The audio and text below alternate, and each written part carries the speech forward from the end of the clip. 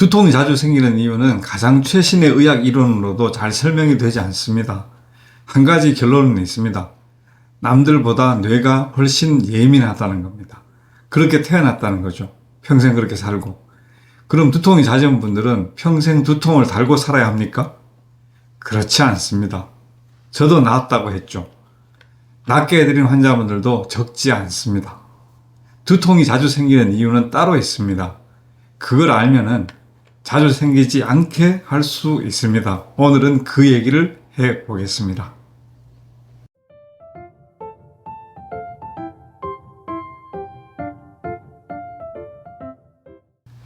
오랜만에 헤르페스가 생겼습니다. 흉측하더라도 다소 이해해 주시기 바랍니다. 헤르페스와 두통에 대해서는 나중에 따로 설명드릴 기회를 마련하겠습니다. 이전 영상에서도 잠깐 언급드렸지만 제 유튜브 첫 영상이죠? 두통은 나이가 들면 대부분 자연히 줄어듭니다. 나이가 들면 그간에 예민했던 뇌가 멍청해져서 둔해지는 걸까요? 아닙니다. 뇌의 능력은 젊을 때보다 여러 부분에서 조금씩은 떨어지겠지만 예민함은 절대로 줄어들지 않습니다. 연세 드신 분들이 훨씬 더 잘 삐집니다. 두통은 뭐가 맞는다고 했죠? 유발 요인입니다. 유발 요인이 없으면 그러면 두통도 없습니다. 두통은 어떻게 시작된다고 했죠? 쌓여서. 뭐가요? 유발 요인이. 유발 요인이 쌓여서 더 이상 버틸 수 없을 때 그때 두통이 시작됩니다. 두통은 나이가 들면서 뇌가 멍청해져서 낫는 것이 아니라 예민한 뇌는 그대로지만 두통을 만드는 유발 요인에 대한 대책이 마련되기 때문입니다. 어떻게 해요? 유발 요인을 쌓지 않는다는 겁니다. 그림을 보시면 쉽게 이해되실 겁니다. 자, 왼쪽 오른쪽 두 분을 비교해 보시죠. 유발 요인이 15개인 분이 있고 유발 요인이 8개인 분이 있습니다. 표정이 좀 다르죠?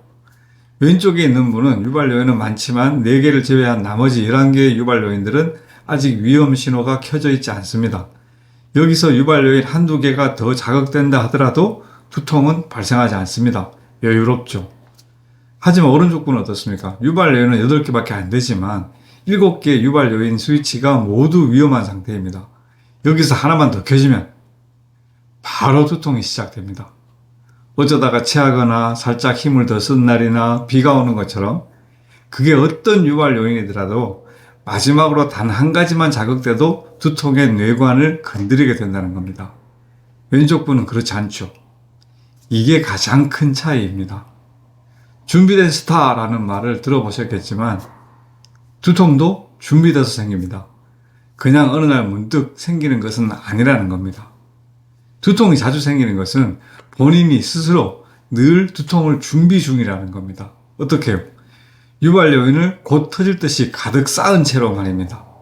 수면 부족에 스트레스에 술, 과식, 야식, 편식, 위염이나 소화불량, 거북목, 체질 등등 많습니다. 그럼 두통이 자주 생기지 않게 하려면 어떻게 해야 될까요? 자신이 가진 유발 요인들 중에서 최대한 많은 부분을 위험 상태에서 안전한 상황으로 되돌려 놔야 되겠죠? 잠을 더 자고 운동을 하고 술을 줄이고 위험을 치료하고 변비를 치료하고 여하튼 많습니다. 그 중에는 스스로 개선이 가능한 것도 있고 불가능한 것도 있습니다. 치료가 필요한 것도 있습니다.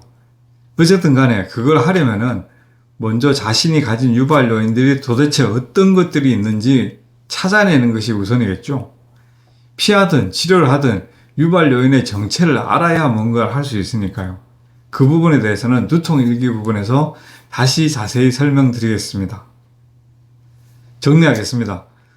두통이 자주 생기는 이유는 자신이 가지고 있는 유발 요인들의 상당수가 늘 위험한 상태라는 겁니다.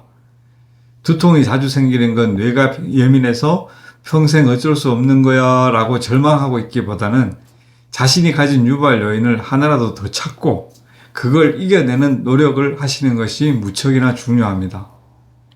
아무리 오래되고 심하고 또 자주 생기더라도 유발 요인을 해결하면은 대부분의 만성두통은 나을 수 있습니다. 끝까지 경청해 주셔서 대단히 감사합니다.